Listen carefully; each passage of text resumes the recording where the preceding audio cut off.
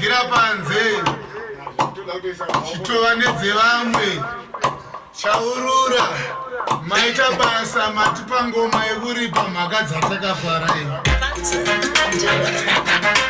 Ndiwe unotiparadza ukama. Unotiparadza ukama.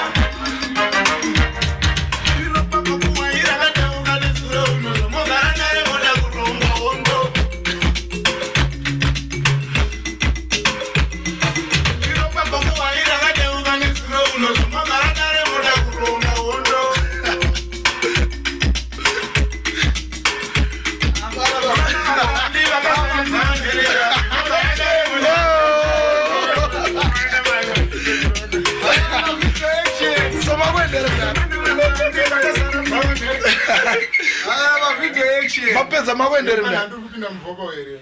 Andawo munosvita mupanjere. Munoziva mupanjere ndokasirega ndingonoita madiro ndoita zvembanje. Mumwe mutumwa akatumwa namambo kunoona nezvenyika.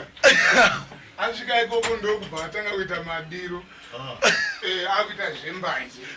Asirega ndimbonosvita mbanje. Ini ndari pamhaka dzatakapara.